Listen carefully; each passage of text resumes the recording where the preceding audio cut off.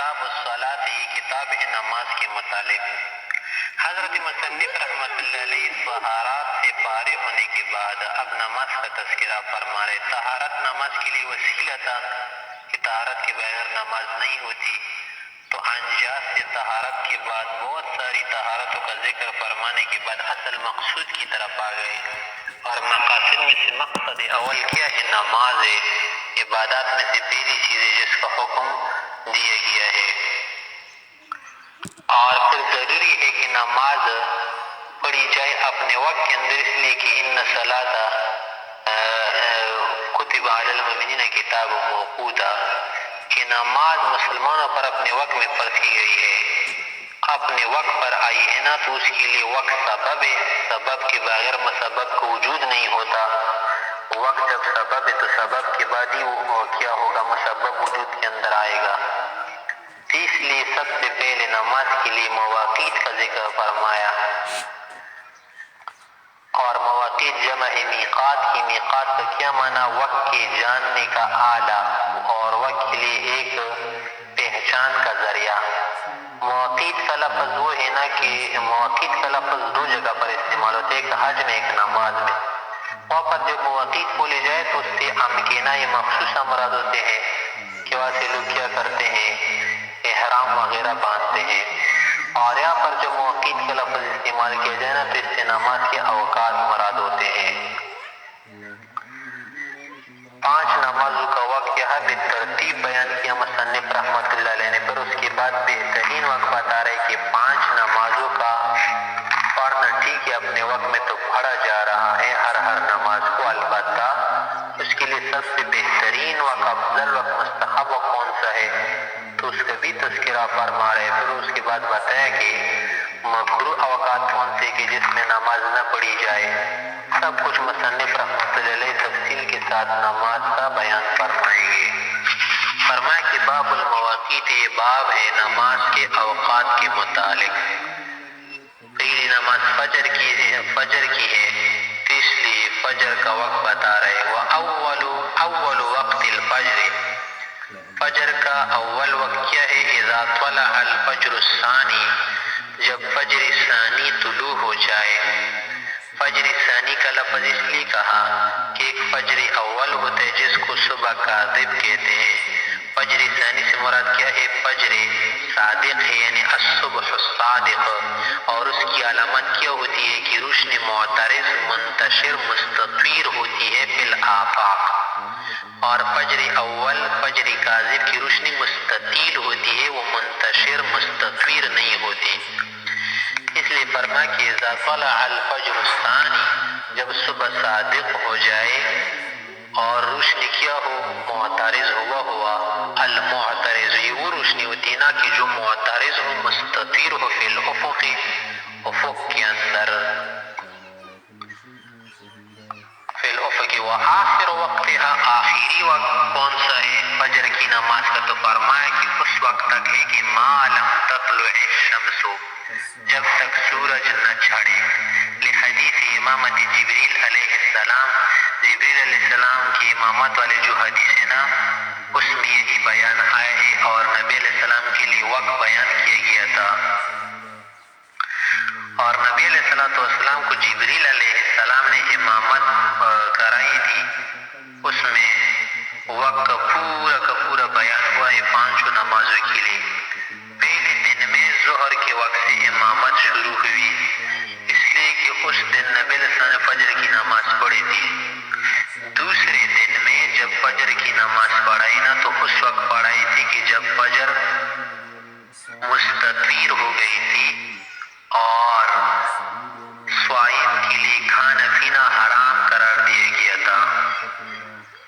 تو فرمائے کے لیے حدیث امامت جبریل علیہ السلام انہو ام رسول اللہ صلی اللہ علیہ وسلم، ام رسول اللہ علیہ السلام فیہا، کہ صلاۃ الفجر میں حضرت جبریل علیہ السلام نے امامت فرمائی تھی، فی الیوم الاول، اول دن میں، یعنی دوسرے دن میں، حین طلع الفجر، جب فجر چڑھ چکی تھی، وفی الیوم الثانی، اور دوسرے دن میں امامت فرمائی اس وقت حین اسفر جدا، جس وقت خوب روشنی ہو گئی تھی اور ہر طرف روشنی پھیل گئی تھی. وَكَادَتِ الشَّمْسُ أَن تَطْلُعَ وَكَادَتِ الشَّمْسُ تَطْلُعُ یا تَطْلُعَ قریب تک یہ سورج چڑھ جائے.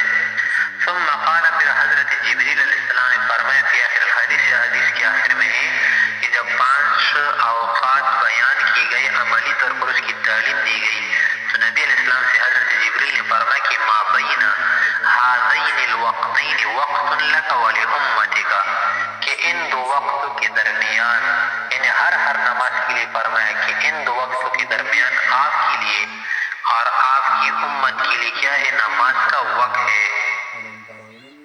کہ ان دو وقت کے درمیان کیا ہے وقت منحصر یعنی خروج اور دخول کے درمیان کہ اگر وقت کا خروج ہو جائے تو وقت چلا گیا یا کسی اور وقت کا دخول ہو جائے نا تو وقت چلا گیا. ہاں خروج دخول کے بعد خروج تک کا جو وقت ہے نا یہ تمہارے لیے کیا ہے نماز کا وقت ہے. ولا معتبر بالفجر الكاذب فرمایا کہ فجر ثانی ہم نے کہا تھا نا فجر کاذب تو کوئی اعتبار نہیں جس کو عرب لوگ ذنب السرطان بھی کہتے ہیں.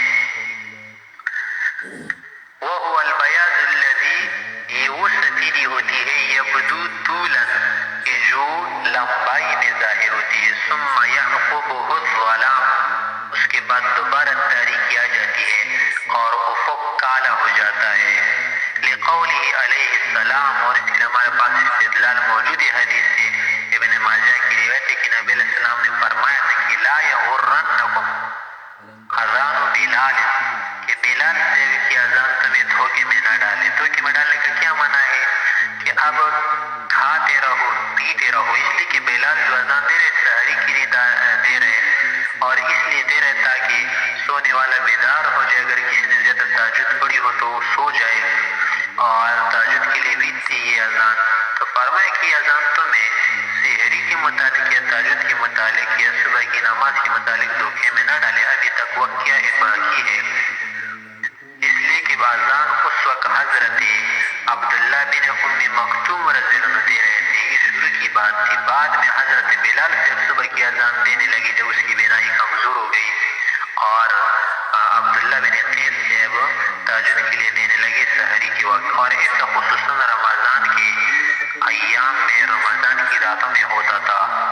وَلَا الْفَجْرُ الْمُسْتَطِيلُ اسی طرح وہ فجر بھی تمہیں دھوکے میں نہ ڈالے جو مستطیل ہو. مستطیل مانا کہ اس کی روشنی افق سے نکل کے طول میں جا کر لمبائی میں جا کر آسمان کی طرف جائے تو اس سے آپ دھوکے میں نہ پڑے. اس لیے کہ وَإِنَّمَا الْفَجْرُ الْمُسْتَطِيرُ فِي الْأُفُقِ کہ فجر تو وہ ہے کہ جو مستطیر ہو. مستطیر استطار استطیر کا معنی کہ چیز کا اڑانا معنی اس کا کیا ہے منتشر ہے کہ وَإِنَّمَا الْفَجْرُ الْمُسْتَطِيرُ فِي الْأُفُقِ یعنی ای المنتشر فی الافق والجانب السماوی کہ جانب سماوی جانب جوی میں جو منتشر ہو بالکل پھیل چکا اس کی روشنی ہر طرف منتشر ہو جائے پھیل جائے تو اس وقت جو صبح صادق ہو جاتی ہے. یہ بیان کیا فجر کا اول وقت اصل وقت بتایا. افضل وقت کا بیان بعد میں آئے گا کہ کون سے وقت میں نماز پڑھنا افضل ہے غلط میں یا اسفار میں وہ بعد میں آئے گا. وَأَوَّلُ وَقْتِ الظُّهْرِ ظہر کا اول وقت کون سا ہے یعنی جس کا جزء اول داخل ہو جائے تو یہ اس وقت کہ اذا زالت الشمس جب سورج کیا ہو جائے مائل ہو جائے. زالت الشمس معنی یعنی زاغت الشمس ومالت الشمس سورج مائل ہو جائے ڈھل جائے. امامت جبریل علیہ السلام جبریل علیہ السلام کی امامت سے استدلال کرنے جیسے پہلے گزر گئی وہ حدیث فی الیوم الاول پہلے دن میں امامت اس وقت کرے تھی حین زالت الشمس جب سورج میلان کر گیا تھا یعنی بطن السما سے مغرب کی طرف مائل ہو گیا تھا. وآخر وقتها اب آخر وقت کے اندر علماء کا اختلاف ہے. صاحبین حضرات ائمہ ثلاثہ کی طرف جیسے کہ امام شافعی کا مذہب ہے کہ آخر وقت اس کا ذل مثلی ہے ذل اول ہے ذل واحد ہے یعنی ایک قامت کے برابر ایک قد کے برابر جب ہر چیز کا سایہ ہو جائے نا تو وہ آخر وقت ہے. ہمارے نزدیک یعنی ابو حنیفہ رحمۃ اللہ علیہ کی نزدیک آخر وقت ظہر کا مثلین ہے، دگنا ہے ہر چیز کا، کہ جب سایہ 2 قد کے برابر ہو جائے، اس چیز کے 2 بمثل ہو جائے، مثلین ہو جائے، اس وقت جو ہے آخر وقت بن جاتا ہے ظہر کا. احتیاط امام ابو حنیفہ رحمۃ اللہ علیہ کے قول میں اسی احتیاط کو لے کر عصر کی نماز کو مثلین کے بعد پڑھا جائے گا، مثلین سے پہلے نہیں پڑھی جائے گی، اس لیے کہ ہو سکتا ہے کہ اب ظہر کا وقت ختم نہ ہو چکا ہو اور عصر کا داخل نہ ہو چکا ہو. فرمایا کہ وآخر وقتها، آخر وقت ظہر کا عند ابی حنیفہ رحمہ اللہ امام اعظم سے کی نزدیک اذا صار ظل كل شيء مثليه سوا فیء الزوال، کہ فیء الزوال کے علاوہ ہر چیز کا سایہ اس کے دگنا ہو جائے، اس کے بمثلین بن جائے، اس وقت آخر ہو جاتا ہے. فیء الزوال تو اس سائے کو کہتے ہیں جو کسی چیز کے بالکل پاؤں میں پڑا ہو، تلے پڑا ہو، اس سائے کو کہتے ہیں. مثلا اگر لکڑی کڑی جائے تو اس کی تلے میں یعنی نیچے تحت میں جو سایہ موجود ہے تو اس کو فیء مثل فیء الزوال کہتے ہیں. اس کے علاوہ اگر دگنا ہو جائے، مثلا 1 گز لکڑی ہے نا، اگر 2 گز سایہ برابر بن گیا تو ہم کہیں گے کہ اب عصر کا وقت داخل ہوگا اور ظہر کا وقت خارج ہوگا. وقال صاحبین حضرات نے فرمایا کہ اذا صار الظل مثلہ یا مثلہ، کہ جب سایہ ہر چیز کا ایک گنا ہو جائے، ایک مثل ہو جائے، اس وقت خارج ہوگا، آخر وقت ہوگا. وہ روایت من ابی حنیفہ رحمہ اللہ، یہ ایک روایت امام ابو حنیفہ سے بھی آئی ہے. آگے فرمائے کہ فیء الزوال کی اس کی تعریف فرما رہے کہ وہ فیء الزوال هو الفیء الذی، زوال والا سایہ وہ سایہ ہوتا ہے نا کہ یکون للاشیاء، کہ چیزوں کے لیے یہ سایہ ہوتا ہے، بنتا ہے اس وقت الزوال، جب زوال کا وقت ہو.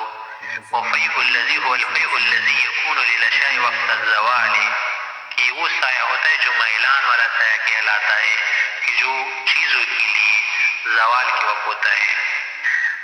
صاحبین کی دلیل کیا ہے تو فرمائے کہ لہما امامت جبریل علیہ السلام فی الیوم الاول للعصر فی هذا الوقت. صاحبین حضرات نے فرمایا کہ جبریل کی امامت کی جو حدیث ہے نا، اس میں اولی یوم میں نماز عصر اسی وقت میں پڑھائی گئی، یعنی ذوالحجہ اول کے بعد پڑھائی گئی. تو پتہ یہ چلا کہ ذوالحجہ ثانی کس کا وقت ہے؟ عصر کا وقت ہے. ولی ابی حنیفہ رحمہ اللہ، امام ابو حنیفہ رحمۃ اللہ علیہ کی دلیل اس حدیث سے قول علیہ السلام، نبی علیہ السلام نے فرمایا کہ ابردو بالظہر، ظہر کی نماز ٹھنڈی کر کے پڑھو، یعنی ٹھنڈک کے وقت میں پڑھ لو. فإن شدت الحر من فیح جہنم، کی جو سخت حرارت تمہیں محسوس ہو رہی نا، یہ جہنم کی شدت سے، جہنم کی آگ کی بھڑاس کی وجہ سے، گرمی کی وجہ سے ہے. اور ظاہر سی بات ہے کہ اس روایت سے ہم ظہر والے مسئلے کے استحباب پر بھی دلیل پکڑتے ہیں کہ ایام حارہ میں ظہر کی نماز تبرید کے ساتھ پڑھی جائے. ہاں، ایام باردہ میں، شتاء میں ظہر کی نماز تہجد کے ساتھ پڑھی جائے. وہ استدلال بھی اس سے ہوتا ہے اور ساتھ ساتھ اس سے مثلین والے استدلال بھی پورا ہو رہا ہے، اس لیے کہ عبرت اسی وقت متحقق ہوگا کہ جب ہر چیز کا سایہ مثلین تک ہو جائے.